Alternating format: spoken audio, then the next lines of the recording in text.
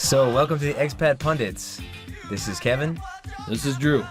And we are here in Seoul on what night is it tonight? We're usually It's live Wednesday on night. Wednesday night, yeah. Yeah, we've had a crazy schedule. We've been breathing in this shitty coal air. Yeah, I think we just signed off on cancer here for, maybe a decade or so where the lung cancer is going to set in with all these carcinogens in the air. Yeah, that's the thing that... We've always talked about it in Seoul. It's always been bad, but instead of getting better, it just gets worse. And I can't really joke about it anymore, but we can. But it's a mood killer, isn't it? It is, yeah. And this is a political issue that we should have some time strictly about this because, to my mind, this is as big of an issue as any sort of presidential scandal or anything that's gone on. And Koreans are going to have a protest on March 9th, I heard, about the air. Let's do it. Let's go. I'm there. Just as long as we wear our masks, because you're not supposed to be on a visa and have a protest in Seoul, apparently. Yeah, I've always kind of been a little skeptical. I'm like, I don't need a mask, stuff like that. Same here. But been coughing now a little bit, and so even a guy like me is wearing a mask now. So if I'm wearing a mask, it's something. Drew came into the studio and sounded pretty bad. I'm like, you got a cold? No, just this cancer air. I feel fine, no fever. I'm not aching or anything, but just got this cough. Every few minutes, just got to get it out. It's not bacterial, right? It's actually like physical, chemical molecule in your lungs. Ugh. The fine dust combined with pollution from coal plants in Seoul, and they've done nothing about it. Fine dust sounds a lot way too pretty. That's what the Koreans call it, fine dust. Mm-hmm. This dust is fine, man. Definitely a euphemism there. Yeah. Yep. All right, so let's go to the coal fire brewing in the U.S. now. Well, there's many, but we haven't been on the air for a while, so we actually want to talk about our Democratic hopefuls for 2020. So, yeah, excited about this one. So it's early March now, and here we are already looking forward to another 1 year, 2 years? 2 years of campaigning. 2019? Yeah, almost 2 years, right? Yeah, almost 2 years. Yeah. We got this massive field of candidates. A few have already declared. Some have checked out, and there might be a couple more to come. But today we're going to do a little bit of a rundown of some, maybe most of the candidates, and see what we're working with, and find out where we, Drew and I, and the American people will come down on these candidates. So where should we start? Maybe let's begin at the beginning from the first candidates who entered the race a couple months ago. Chronological order, that's a good thing. All right, so I've compiled a little list. First come, first serve. Thank you, Wikipedia. And let's just go, maybe... We had an idea of maybe doing the good, bad, and the ugly, but it might be better to do it during the introduction. Otherwise, we don't want to spend all our time on these people. So definitely not. We're not news reporters here. Except for one we're going to spend some time on. Yeah, you'll hear that. You probably know already if you know us. Hillary Clinton. Okay, so there's currently 12 major candidates officially running for the party, Democratic Party, in 2020. Only 12? Yeah, it surprised me, actually. I was like, writing these down. Media sounds it's like 20. I know. And saying there's like 20. It's only 12? There was there was around that many for the Republicans, wasn't there, in 2016? Yeah, they had in the teens, I'm pretty sure. Remember they had like the main stage with like 10 candidates, and they had like the kiddie table debate with like the bottom five. Oh, right. The irrelevant one. Yeah, it was kind of funny. But I guess... It'll probably be that way. I mean, you can't fit 15 people on the stage for the Democrats, so... To be honest, you have... That'll be funny to see who actually... it doesn't make the main stage, so... Yeah, well, they've already... I saw a Daily Cause poll, and they'd already taken Tulsi Gabbard off the poll and a couple others, and I was kind of surprised at that, is because she didn't make the cut, and there was... Julian Castro was still on it, and it's kind of like... Who's voting for him over Tulsi Gabbard? So, let's go into the candidates. The first one to declare this was John Delaney, a 55-year-old former U.S. representative from Maryland's 6th What, he was the district. first one? Well, I discovered this. He actually, I don't know if he declared or he registered his candidacy in July 2008 of 2017. And to be honest, I haven't done enough research, I guess. I don't know what that means, but I think you're stretching it there. It was his exploratory committee. I think he's just been there. Maybe he thought he was the first one that declared would be the first one to win. That is kind of the official action to take that signals that you're in, right? That forming that exploratory committee. Right. Exploratory committee. I don't know to possibly run for president. What's in it. I feel like but we should preface it by saying something that a lot of us know is like a lot of the people that run are in it for maybe cabinet positions or name recognition, book sales, right, that kind of thing. Definitely. So he's the former representative, U.S. rep from Hey, he Maryland. could win 6th. though. He could win. Yeah, You got to believe, right? We need one more milquetoast white if you're gonna guy. jump in, you got to at least think you're gonna win. You got to try to win. So let's play good, bad, and the ugly real Let's quick. do it. If we don't know any facts about them, we're just gonna do our best to say something that's marginally important. Sure. So, Drew, good, bad, and ugly. John Delaney. Give one good thing, one bad thing, one ugly thing. That's a fine Irish name, John Delaney. Right. That's the good thing. Okay. That's a good thing. Yep. All right. And how about the bad? Bad. Who's John Delaney? Name recognition's not quite there. All right. And ugly. Who the fuck is John Delaney? You just throw a vulgarity in there. All right. I'm gonna almost go with what Drew's saying. Good. He's from Maryland, which is a kind of neutral in my mind. I don't know.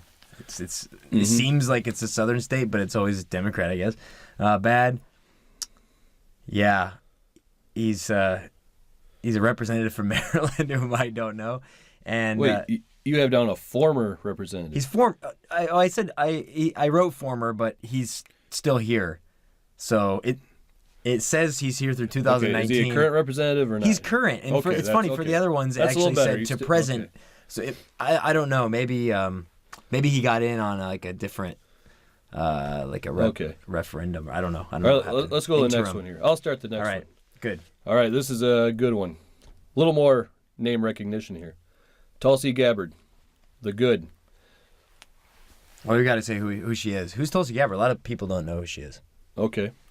Well, she's a representative from Hawaii and was a former ranking official for the DNC in 2016.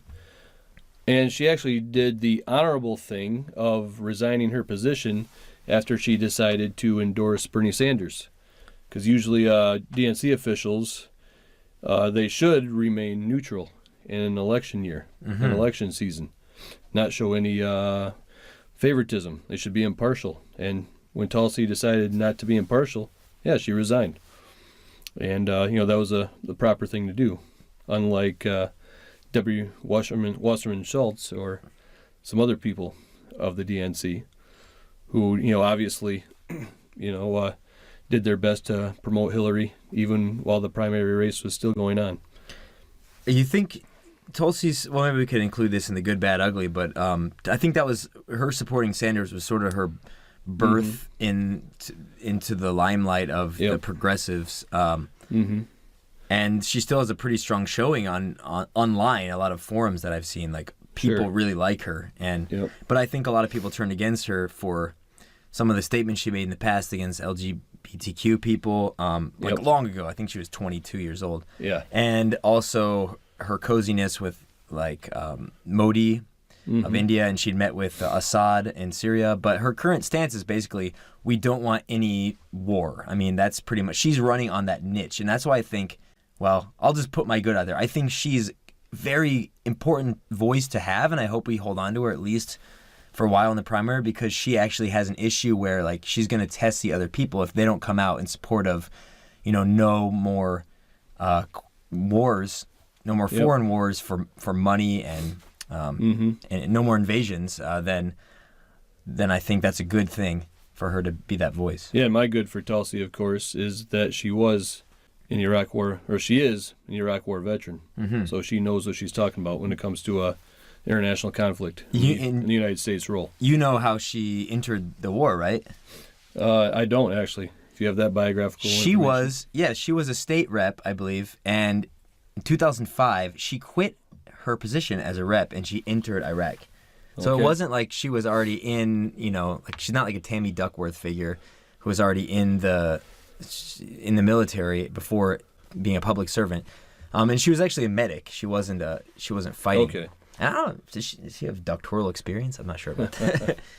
She's not a doctor. I don't know. But anyway, I think that does give her a lot of clout, and who knows, maybe she was doing it just to run later. But she seems sincere, and I've liked a lot of the interviews. Actually, recently on Tucker Carlson, she had a pretty... I've never seen him be so favorable to any Democrat ever. So I recommend that interview, even though I hate Tucker Carlson.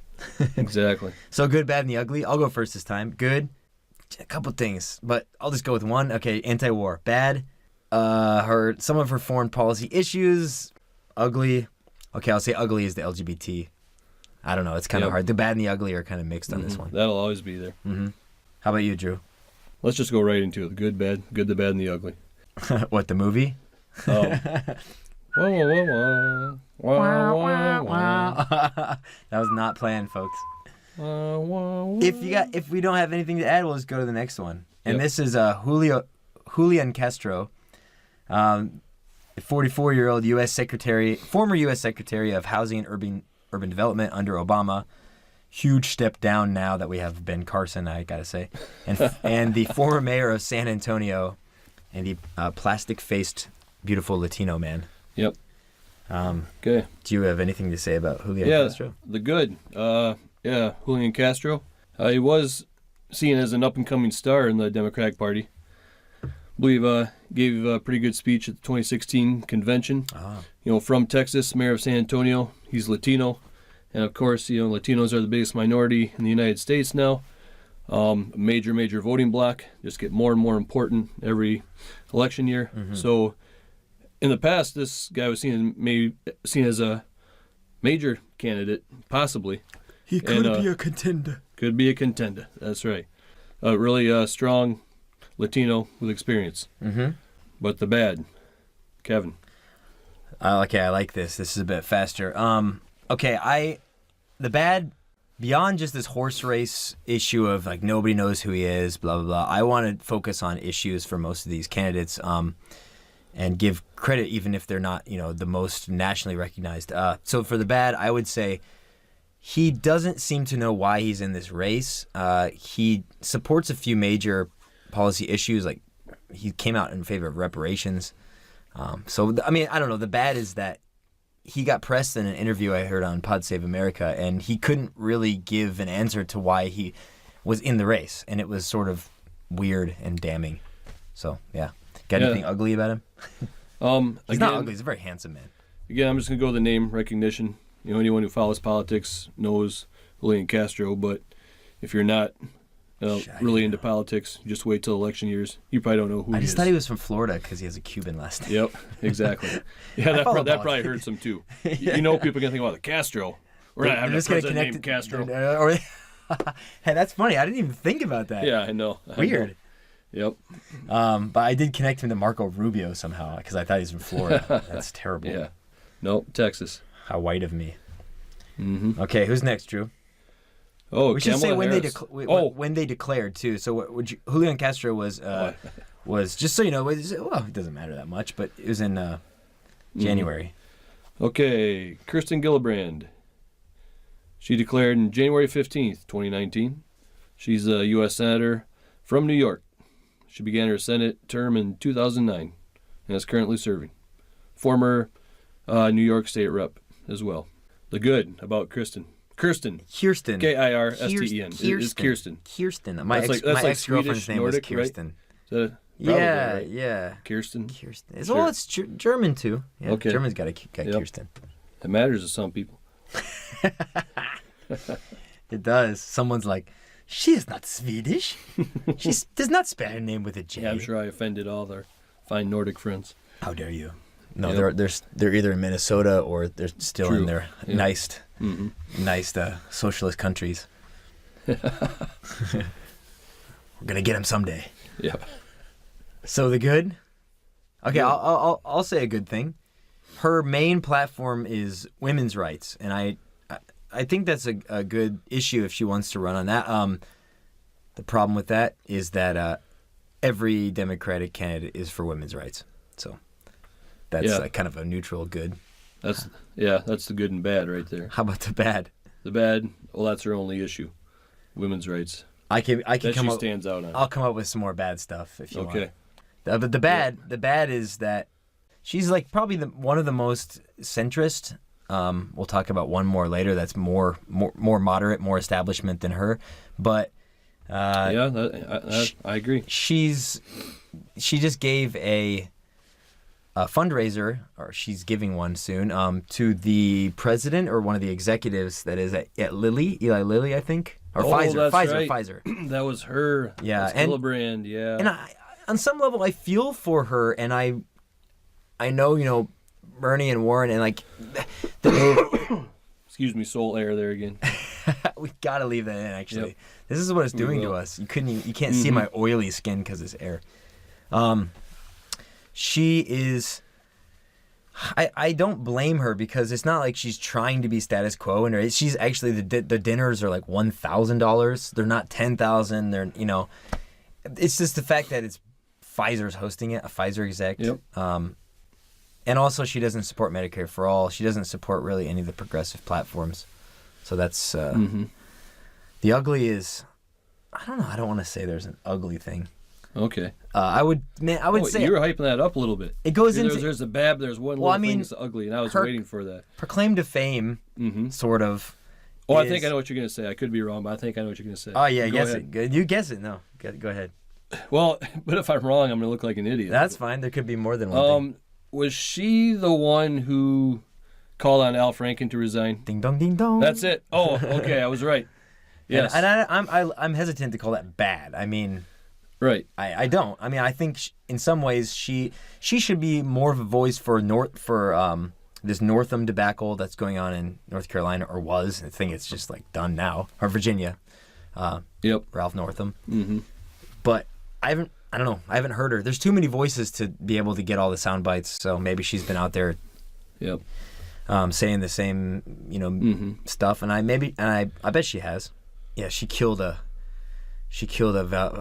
didn't kill him, but she pushed out a guy who was very, very a strong voice. But I think it's probably, in this day and age, it's better that it happened then, rather than if he tries to run and it happens in that context. That's true.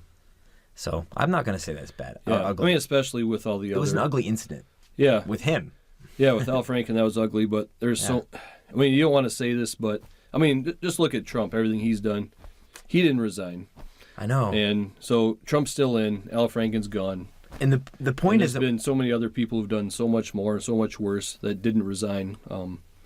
Yeah, it's just a shame. It was the right thing to do, and it was the right thing to do. Yeah, but it's just too bad that we had to lose a guy like that. I think the Democrats have to position themselves as doing the right thing all the time. Otherwise, it's going to be the same way with economics and other politics. Oh, we're not exactly like the Republicans. Well, then why not just vote for the real thing, the real fucking assholes, the Republicans? Why would you vote for the light version of that? Right. Okay, let's move on. So the next person who entered is going to be the champion of the moderates and faux progressives, Kamala Harris. That's not a bad thing. I'm just saying. Okay, she's a 54-year-old U.S. senator from California, from 2017 to the present. She used to be the Attorney General of California for 6 years, from 2011 to 2017. Yep. So Drew, give us the good. Kamala Harris. We give yours all of them. That's Kamala Harris, the good. Yeah, former Attorney General from the state of California. Kamala. I used to think it was Kamala. I like Kamala. More people say Kamala. Kamala sounds better. Oh, okay, good. I'm pretty sure it's Kamala. Yeah, so Kamala Harris, former Attorney General from California. So lots of executive experience. And a lot of people say the Democratic Party or politicians in general are too old, too white, and too male. Well, here we have a very strong, qualified, well-spoken minority woman. Did you just say well-spoken minority? Articulate, you mean? Okay. Eloquent. No, I'm just right. Just joking. Okay, I know. No, I'm calling you out. You know, Drew. man, I'm a little sensitive. Calling you I'm a little out. sensitive to these things. We're talking about the good about Kamala Harris. No. So we have a qualified, strong minority woman who will make some waves in this year's primary. You know you're going to get a strong, an eloquent and articulate whomever in the Democratic Party, because if you couldn't, in the Republican Party, if you're about to say an eloquent, articulate black person, I mean, it's a different game. Like, you have Herman Cain type people and Ben Carson, although they're geniuses and brilliant. I mean, I think there's a certain level of expectation of everybody in the Democratic Party. And Kamala Harris is really strong. And I'll say that for her, too. She's got a lot of experience. She's got that law and order background.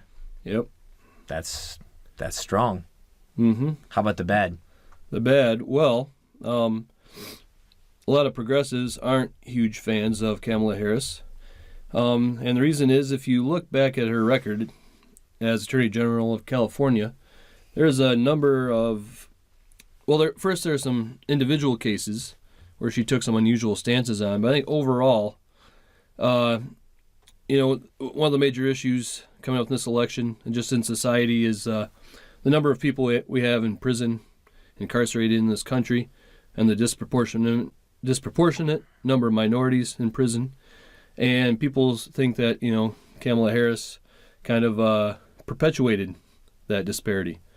And there were some individual cases when she was Attorney General where there was some seemingly innocent people who were going to either go to death row or serve some long sentences, and she didn't really do much to fight on their behalf. So those are some major question marks. New York Times had a pretty big op-ed on her past about these issues a month or so ago, and she's going to get a lot of questions about that. I'm just going to second what Drew said, all of that. And on top of that, it's not only the fact that she's not taking ownership of it, and there's a lot of centrists already sort of being like, well, as a minority woman in that Attorney General position, she kind of had to do that. And how can you blame her for enforcing laws? I've heard that from my, even some slightly progressive friends before Bernie entered. Maybe they were just like, well, she's going to be the one. And I don't appreciate that. I don't think that that's the kind of person that you want running the party anymore. I mean, a centrist in general, but of someone who's pretending to be progressive. I'll just add on the bad. I think she's a bit of a fake. Like, I heard her on The Breakfast Club talking about the weed. Actually, I like to put this in the ugly. And that's part of the ugly. And the ugly would be like her father. You heard about her Jamaican father writing an open letter to some rag. I don't remember. It's probably like New York Post or something, saying that he wholly condemned her words and her grandmother would be rolling in her grave. So, I mean, I don't know. I don't put too much stock in that, but her sort of phoniness, and I don't know if it's phony, but I mean, to me, she's like Black Hillary. I'll just say it because definitely you got that like very conservative streak. That's a perfect analogy. Yeah, and whatever. If you can have Beto be the white Obama, why not have a Black Hillary? Oh. Yeah, didn't she say there are a couple things? I mean, she said she was, jamming the Tupac and Biggie and when she was in college. Right. But she was in college way before they became big.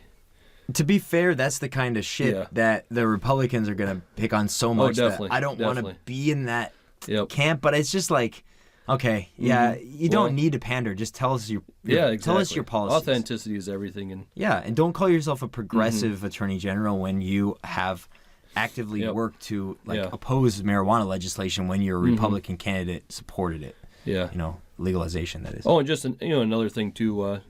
Kamala Harris was one of those candidates who it was well documented that she has pandered to Wall Street to stack up those campaign coffers. And I hadn't heard enough about that. And like I said, most progressive candidates, don't want to be too close to Wall Street, to look like they're bought and paid for. But that's pretty obvious with Kamala. To be fair, she is not a progressive candidate. Let's just say that right now. Yep. I don't think she has the bona fides to be called a progressive candidate. And one more thing. I think she is for Medicare for all, which would put her more progressive than some people. That's the thing. It's like it's a big question mark. She said she was, but she came out like literally the next day or two and said, basically walked it back. I mean, maybe it's just she doesn't want to use that terminology and pin herself down. And fair enough, because it is a thorny issue. I mean, like, it sounds great to be for it in this era of Trump where you just say wall and like, well, they got their wall. Why can't we have our Medicare for all? There we go. But there are details to be ironed out. But I mean, I think we learned a lot from Obama's push for ACA and how you don't just start from the middle. You got to like push for what the people want, what we need, and use the models of other countries. And exactly. If you walk it back and say like, I'm not really in support of it, I just think that's a weak position, and regardless of your reasons. Yep. And also, she had got Steve Mnuchin off. So all those young black kids who she helped jail, she was pressed to prosecute Steve Mnuchin, and she failed to do that, which is fucking bullshit. Because now we got Steve Mnuchin as a Treasury Secretary. Where's she stand on minimum wage? The $15 minimum wage. To me, thanks to Bernie, that's such an easy one to support. Actually, I think California has a $15 minimum wage. Or San Francisco. San Francisco does, yeah. I just think that's not. It's kind of like the weed issue. That's it's going to be a state by state thing, anyways.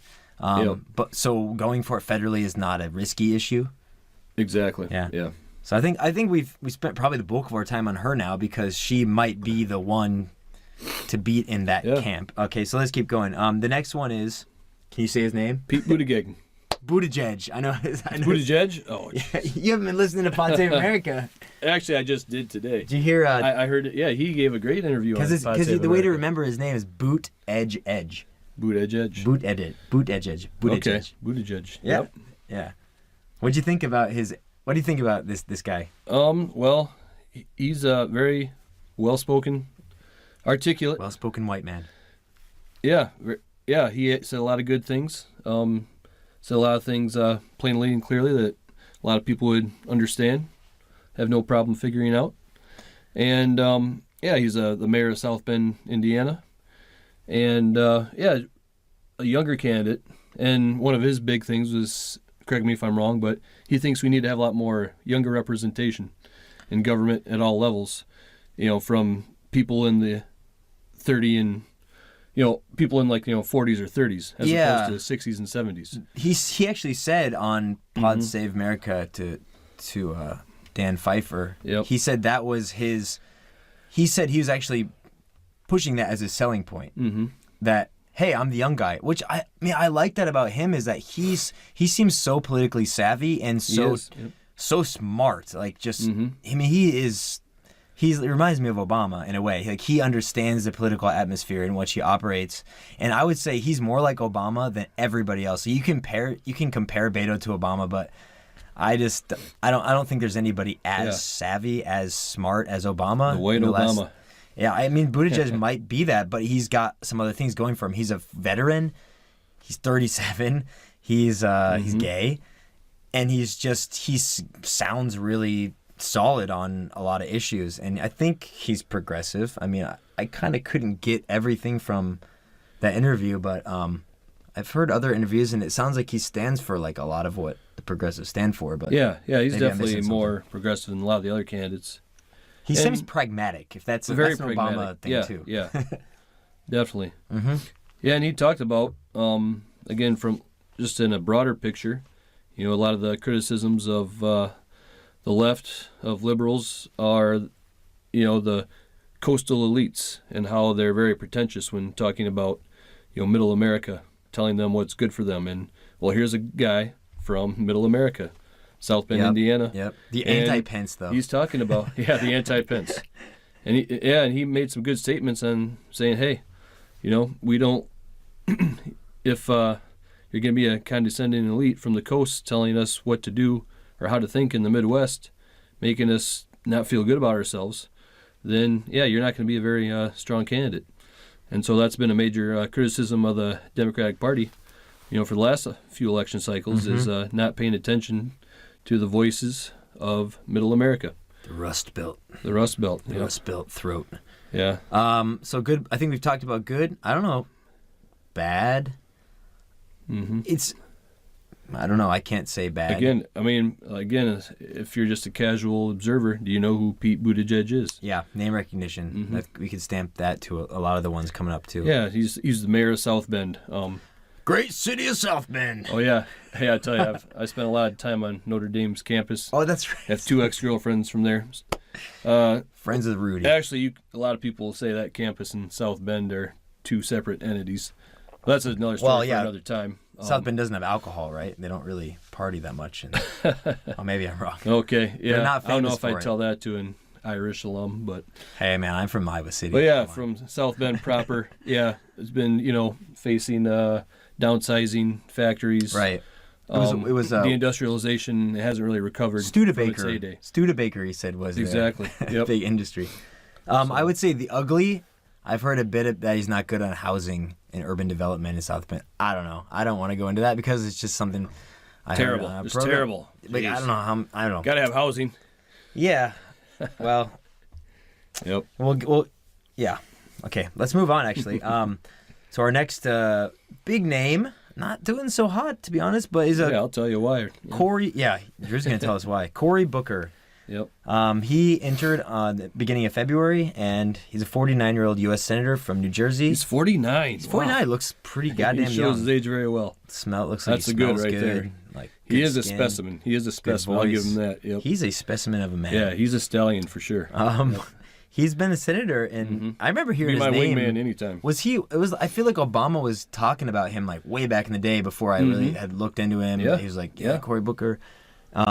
He was the mayor of Newark before that, from 2006 to 2013. So, Drew, tell us a bit about Cory Booker.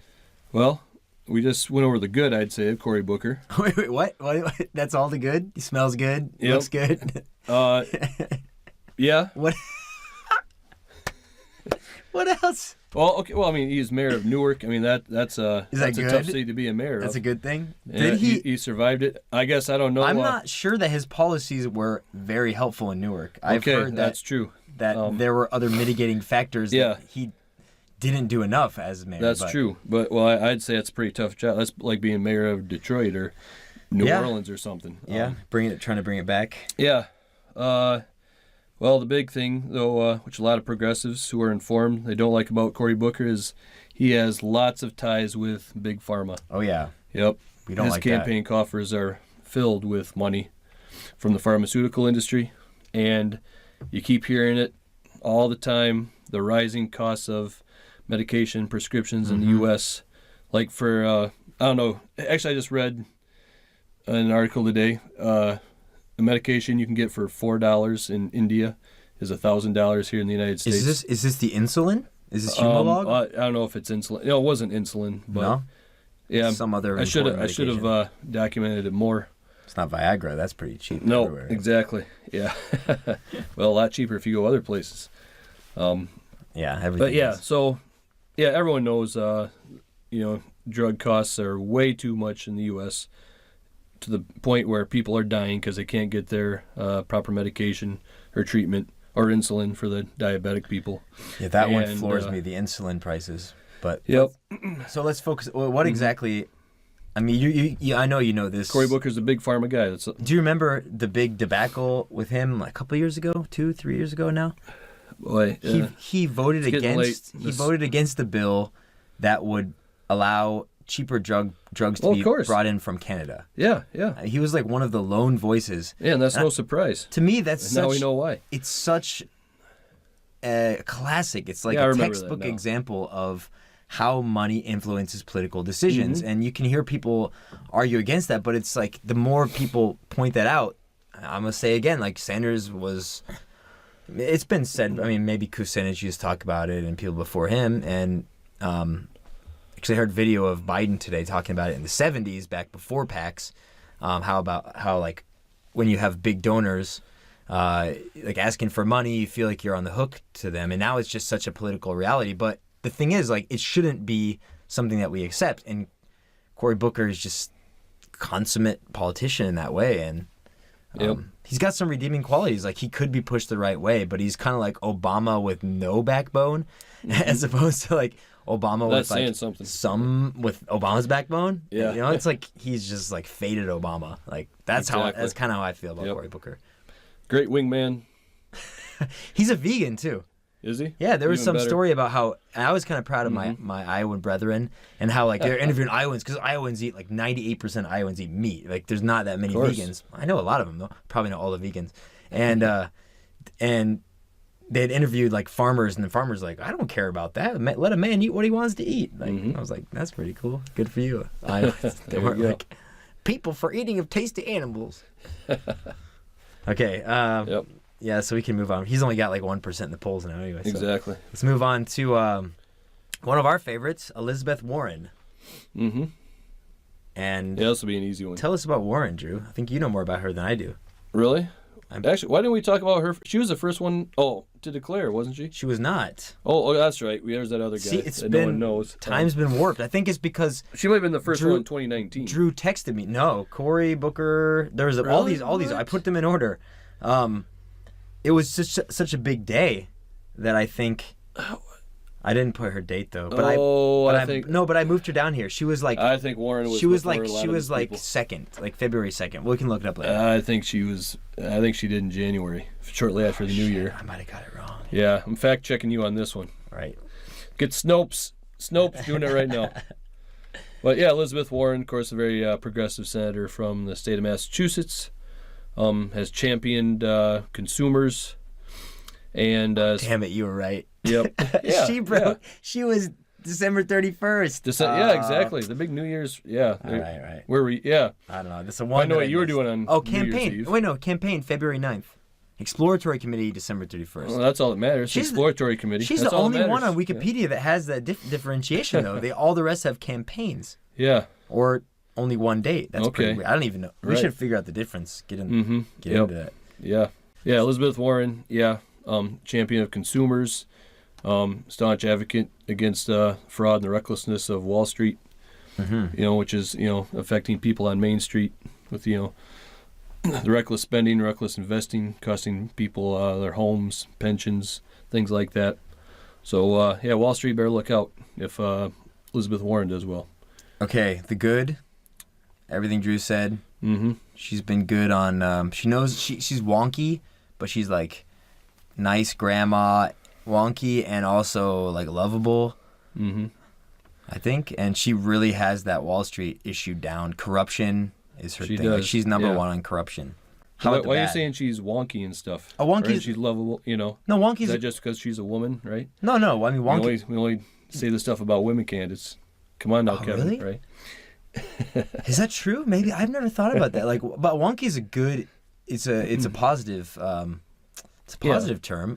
We didn't call any male candidates wonky though. I'm trying to think. No, I'm sure we've called some male. I'm just messing with you. But now that you say that, I'm trying to think of Kamala Harris. So. Because Hillary's very wonky. Maybe it's a feature of women candidates have to be more wonky.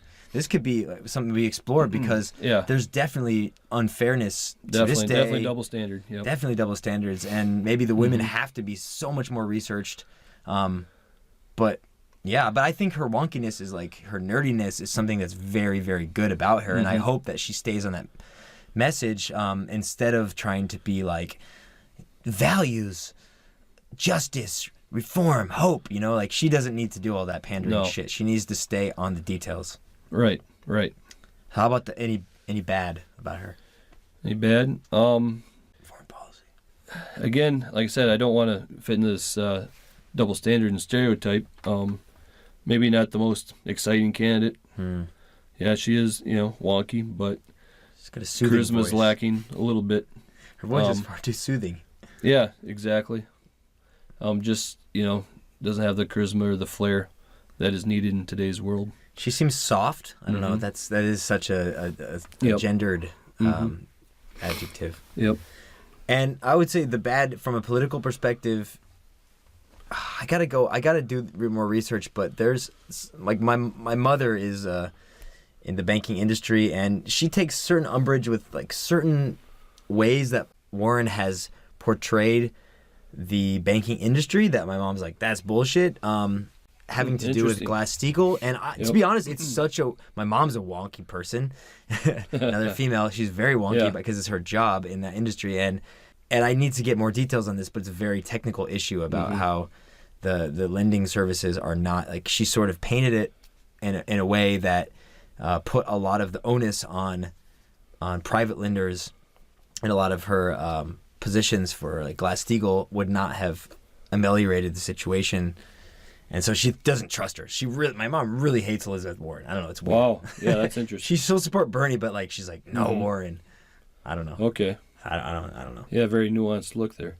The ugly. We could probably. Yeah, we know this. Yeah, I don't even really want to go there. I don't like it. Yeah, it's not a huge deal, but because it has to do with Trump. The it's so Republicans tied will up with make it Trump. a huge deal. Yep. And fuck him. Mm-hmm. So are we going to say it? Well, just say what Trump said about her Yeah. And, I mean, he calling her Pocahontas and all, and he's saying her brother was at Wounded Knee. So, yeah. So that was worse. Her defense of herself was just a bad political move. The ugliness was brought on by Trump. Well, let's get the details here. Her defense was that she does have significant Native American heritage. A picture of the DNA test from 23andMe. Yep. And oh, that's so bad. So she's saying, yes, I'm part Native American. That's cringy. What was the actual percentage? It was I don't know. See, that's the blood quantum is the whole thing that they were against, right? Because you don't get a certain percentage, then you're Native American or this, and it's just but it's like an American myth. I think that she missed the opportunity to really dig in or not dig in, but to say, this is why I'm wrong. Like, actually, I was mistaken. My parents told me all these things. A lot of Americans are part Cherokee or whatever, you know. They just get that handed down to them, and they just tell people that. And I think she fell into that trap, and she missed an opportunity to explain how that's, you know, sort of a myth that can be harmful to Native Americans and to racial equality. Right. I think the fact that she missed that is actually a bigger thing than the fact that she brought it up. It's like, how are you going to handle... such a strong candidate, and she let this happen to her. Unfortunate. Yeah, it weakened her a lot. Yeah, it did. She comes into the battle against Trump, and like this theoretical battle, if Trump's not already impeached, as a weakened candidate, wounded, and he's sort of the one that shot her in the leg, you know. Exactly. So, okay, let's move on to Amy Klobuchar. I gotta say her name like that because. What'd you say? Klobuchar? Klobuchar. So Klobuchar. Kyle Klinsky says that's how he says her name. Cloud boot jar. Everything he has on her is a picture of a cloud, a boot, and a jar. I don't know. It's very childish. Yep. Amy Klobuchar is the 58-year-old senator from Minnesota, who I like to call White Hillary. Basically, just she's Hillary. Yeah. Anything else? Well, not as strong a candidate as Hillary. Doesn't have the experience that Hillary did. I will say that I wouldn't go that far.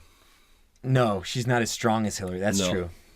Yep. But she has and I'd say she's more authentic. And actually, true. Yeah. We'll talk about that for sure. Okay, so let's just go straight into the ugly.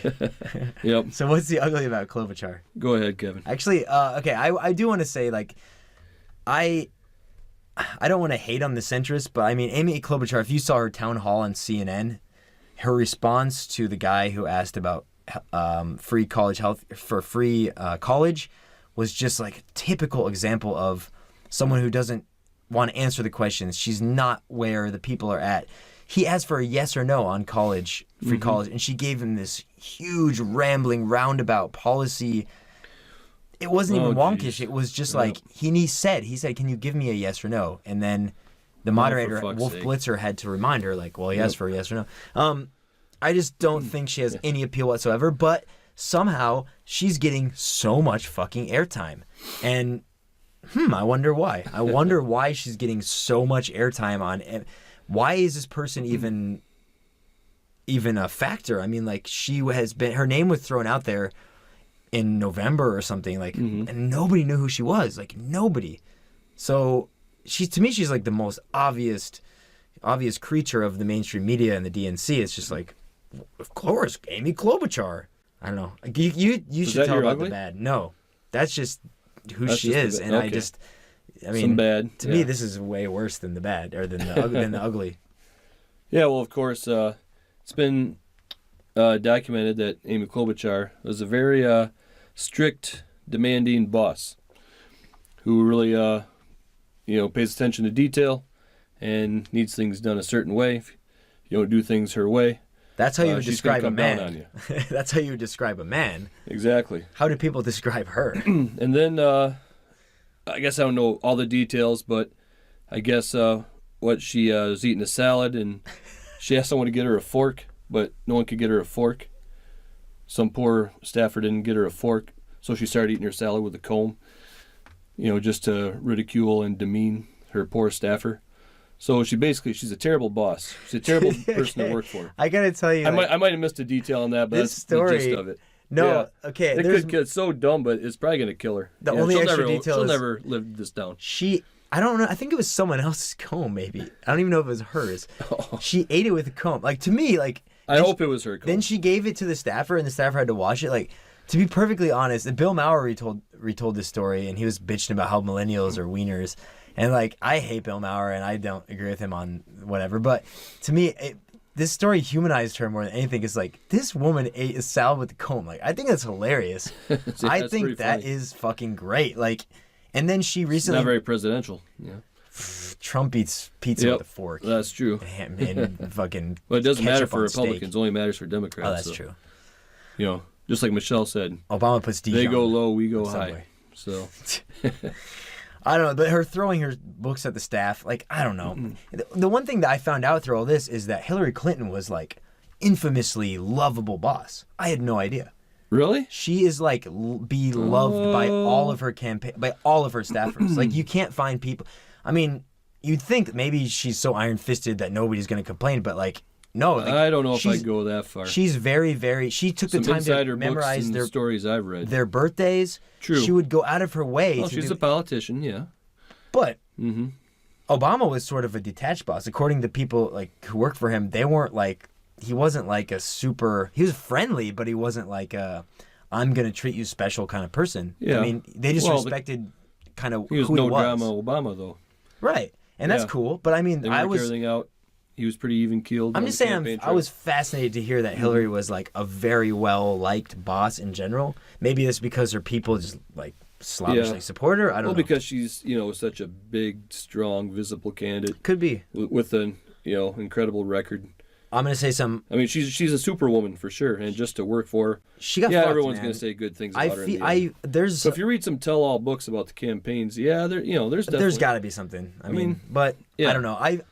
There's a big part of me, actually, that personally, if she weren't just a political animal, would feel so bad for Hillary, because I just think she's been shafted, like, in the public eye. I mean, politically, whatever, but I mean, she's the kind of person that if she goes to a Kruger's, right now, if she goes to a grocery store in the U.S., she's going to get, like, vegetables thrown at her. Like, and I just think that's kind of crazy. Or there's going to be people, like, worshiping her. I mean, it's just, it's too much. It's too much is happening. Trump is a lot to blame for that bullshit. Right. And the Republicans. Okay, well, you spent too much time on Amy Klobuchar. So the next guy, we'll just pass him because he's a socialist. We're just going to keep going. Forget it. Jay Inslee from Washington. I made him cough. Soul air. Oh. All right, so I think we got it. I don't think we're gonna get to this guy tonight in a big way like we want to. So our man Bernard Sanders entered the race. Burning down the house. Talking heads. Cue the music. He entered on February 19th. He's the 77-year-old U.S. Senator from Vermont. I don't know if you can tell who Drew supports here. It's not obvious. So he's had a lot. We all know who Bernie Sanders is. So the Honorable Bernard Sanders, the independent senator from the state of Vermont. In a recent Hillary piece, someone had said, like, His Royal Majesty. All his Bernie supporters treat him as His Royal Majesty, as if, come on. Quickly, whatever. I don't think we should spend too much time on him right now, because I would really like to go in full on his kickoff. But how about Drew? Good, bad, ugly. You can go on about this. The good about Bernie Sanders, he has stood for the same issues, advocated, fought for the same issues for working class people, whether it's raising the minimum wage, universal health care, civil rights. He's fought for these things for decades. And a lot of the Democratic candidates have based their platforms on issues that he fought for long ago and is still fighting for. So why not just support the guy who started it all? Yeah, and Drew and I didn't have much time to talk about this before. We really want to talk a lot about Bernie Sanders. I'm not sure it's going to happen tonight. I don't know, just because I think this is going to be like a long-ass episode. I just want to say about Bernie Sanders is that he's the real deal. It's like he's the kind of guy that, like, you either have faith in the potential for what he's saying, or you just don't believe in the potential for it. It's not like you don't believe in the positivity of what he's saying, but it's like you either think he's pie in the sky. Maybe there's another side too. The Republicans all think he's a socialist nightmare. I mean, well, fuck all them. Yeah, we can talk about that the next one. Yeah. Yeah. So, but That's gonna take too long. The good is just his consistency, like Drew said. Mm-hmm. I would say consistency, and people So see much it. Authenticity. That's the same thing, really, Mm-hmm. right? So, and his platform, obviously. Yep. I mean, there's some things that I disagree with personally. Well, I won't go into exactly, but we can go into that later. How about the bad? About Bad? Sanders? He's old. It doesn't bother me. How dare you? You know, there's racism, there's sexism, there's also ageism. Yeah. And a lot of people That's also called fear of who death. like to be self-righteous say they don't discriminate, but they are discriminating against Bernie because of his age. And that really shouldn't matter. It's not like he has to go out and bench press 300 pounds as president. Sit behind a desk, make some calls, travel in an airplane. I mean, the guy just maintains a rigorous schedule, going around the country advocating for working people, whether it was miners in West Virginia, teachers in California and Arizona, and so many other places, so many other people and issues. The man's got the stamina to hold the office for 4 or 8 years, and we need to give him the shot. So this is not really a bad. It's a bad, like, on a demographic It's not bad poll. for me, but for a lot of people, it's bad. So you heard the Positive America. It was there like, would Yep. you? I mean, and I hate these polls actually. It's like, It's very disappointing to me. would you vote for someone over 70, over 75? Like, Mhm. I mean, that's so theoretical. It's Yep. not. You have to. There's so many. Would you vote for like a 500-pound guy that's over 75? Well, maybe not. I mean, like, would you vote for someone who's blind? Who's? I mean, it depends on the person, right? And Bernie's like such a package that you can't just put him in a demographic box. Exactly. You can't just say a white No, guy, no. an old white guy. And that's what's so obnoxious about the characterizations of him. Mm-hmm. An old white. And that doesn't happen with any Yep. other candidate. You haven't heard anybody say a white woman, Amy Klobuchar, or only in a positive light, like a woman of color. That's just, it's such an annoying thing nowadays. As much as I want to see diverse candidates, of course. Yep. And he would pack his fucking cabinet just like Trudeau. He would pack them with like all kinds of diverse people. Yeah. And qualified people. Yep. So there's no question. It's not about him. It's us. Exactly. Yeah. Bernie could run a 5K faster than you. I bet he could.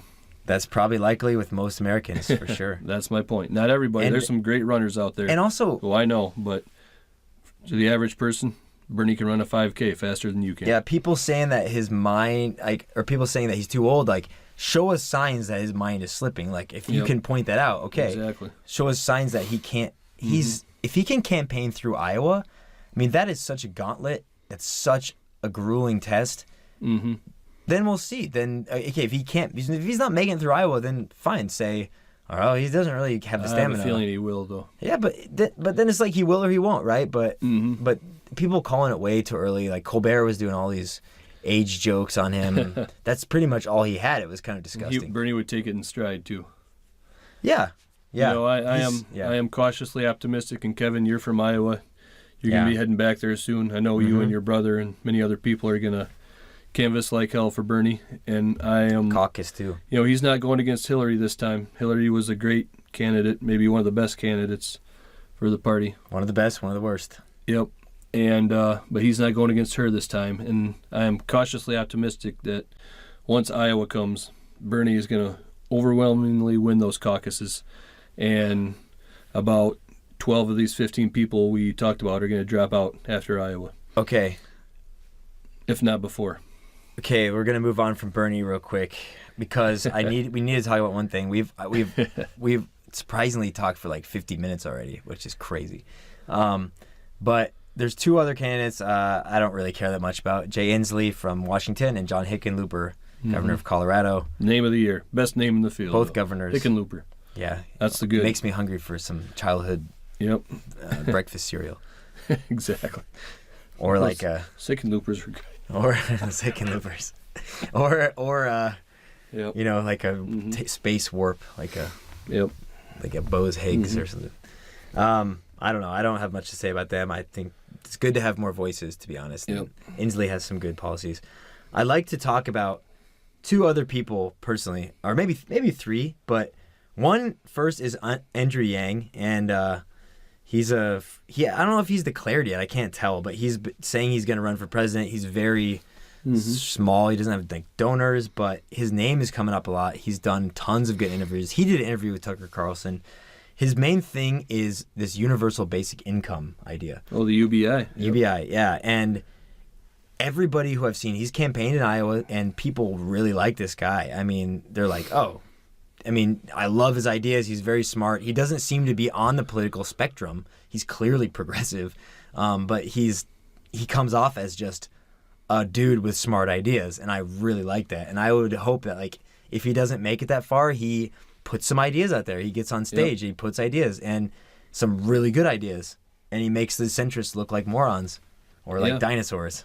Exactly. Yeah, of course, the knee-jerk reaction to universal basic income is like, people should work for their money. And yeah, there's something to be said for that. I'm not the biggest fan of universal basic income, UBI, but I don't think it's the worst thing in the world like most other people do as well. Yeah, that's a good debate to have. When you hear his... Get into the details about UBI. When you hear his reasoning, I'd say he's better at explaining the reasons for it than Sanders. Sanders is someone who says, look around you, this is what we need. Yang says, here's what robotics is going to cause. I have friends in Silicon Valley. Here's what they're making. Here's what the trucks are going to be doing. Like 3.5 million truckers are going to be out of business within 5 or 10 years. What are they going to do? Like he's like kind of like a visionary. So within a decade, we're going to be screaming for socialism. I mean, like that's the reality. Right now, it's like people can't see it and they're just yelling. But I mean, we're going to need these policies that what are we going to do when the jobs are taken over by machines? Like there will be other jobs, but these people with low skilled jobs are not going to be able to transition. Right. There's going to need to be some kind of... That's nothing new either. It's nothing new, Going on for decades now. Yeah. That's true. But there's a lot of factors that make the pay less, and the people aren't guaranteed the union positions and all that. So it's going to be a lot of disaffected people of all colors and ages in the next 10 years. So there's a couple possible spoilers. The first one, maybe I should mention, the first one would be, I would say Biden. Yep. Biden. Got to talk about Joe. Old Joe. Biden, right now. Uncle Joe. He has, all the polls are including Biden, he's the front runner if he were in right now. I mean, by quite a big margin. What do you think about that, Drew? I'm not What's your totally... feelings on that? I kind of understand why, but not totally. Nostalgia. Yeah, nostalgia. I mean, Biden, he's been around a long time. He was Obama's VP, but he did run for president, a few times before that. Never did all that well. I'm not totally convinced. They poll these people, maybe polling a lot of insiders, people maybe active in the party. Some polls still just call landlines, talking a lot of older people, not younger people. I'm not convinced his support is that great. I could be wrong. Maybe I live in a bubble, but... I think there's a lot to unpack with Biden, and I don't want to spend too much time on it. I have a proposition for our next podcast we should do really, really soon. Yep. We should do like next couple days if possible. But like if we're alive. Bernie Biden Beto. Because these plus Kamala. Because I think like we got to just pick who's going to be and we didn't get to Beto yet, but like if Beto runs, so like the two people who are, I think that would just be, what if Biden and Beto It's coming soon, right, Beto's? If he's smart, he won't run. Yeah. He's been very wishy-washy on it. And that's the thing all the political experts say. They say if you're going to run for president, you've got to really want it in your heart. You got to really go for it. Give the full 100%. Yeah. And I'm just not convinced that Beto would do that he really wants it. Yeah. And same thing with Biden now. I mean, his name's been out there a while. He hasn't said anything yet. Of course, I don't know what's going through his mind, of course, but the fact it's taken this long, he hasn't come to a decision yet. I gotta wonder whether he really wants it. It's an ego wager because like either he's got to know his chances because either he thinks I can win this thing, I really want to be in it because my name's out there, or am I going to lose and tarnish my reputation, or do I have the stamina? I mean. He gets to be Uncle Joe, but he knows how bad he is at campaigning. Like, he fades. I've heard him called a fader. He starts out strong, and then people go like, "Oh, this guy's a fucking clown," and like he's gonna fade, and like He might. then the other centrists exactly. are gonna cannibalize off him, and some people will go to Bernie. I still think like to me, it's like I'm not afraid. Like let anybody run, and I gotta stick by that universalist position. Like Sure. I don't believe in these spoilers. Like, oh, how can he come in? How can he do this? Even Howard Schultz, like if he wants to run as an independent, like I'm not in favor of that, but bring it on. I mean, like let's have that fucking fight. As long as there's no dirty tricks involved in this process with the DNC and everything, like Exactly. you know, just let it like. Let the people decide. I'm so sick of this party bullshit. Let the people decide. Yeah. Yeah. Let Howard Schultz embarrass himself if he wants, but I think like I don't think Howard Schultz is gonna run. No. Hey, Bloomberg's not gonna run. That's what we can report. Yep. Why is Bloomberg always brought up every 4 years as like it? The only context is he gonna run? Rules it out. Yeah. Is he gonna run? Maybe he's gonna run. Then it's like Bloomberg not running. Yeah. Like every 4 years, like who fucking cares? Hey, former mayor of New York, name recognition, billionaire, rich guy, centrist, appeal from both sides. When is Bill Gates? Yeah, he'd be running? a good candidate. Yeah. Bill Gates doesn't need to run. He already owns America. Yeah. Yeah. No, he gave all his money to malaria. All those billionaires. They don't need to run. They already run the show. And they know that. That's why Howard. I mean, who's That's a whole other podcast. only Same Republicans. thing for Howard are Schultz. for Yeah. Like very few people. Yeah. So it's gonna be interesting to see what happens in the next few weeks. This is March Madness right now. Yep. There's another March Madness come up. Drew will probably be on another podcast for that. Yeah, we'll do that. I don't think I'll be able to. Iowa looking good. Oh, good really? Team. Michigan State Still in contention for the Big Ten title.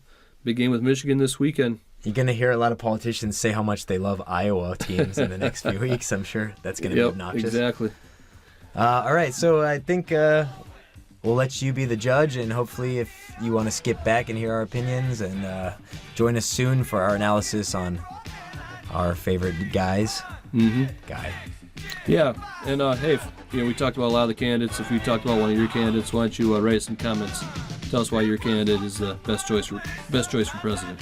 Yeah, and we might be on Zencast. I'm going to try to mention this later, but Zencast is a free podcast service that we'll hopefully be on, and you'll be able to actually download us instead of just watch us on YouTube. So signing off for the Expat Pundits, this is Kevin. This is Drew. Have a great night. Have a great night.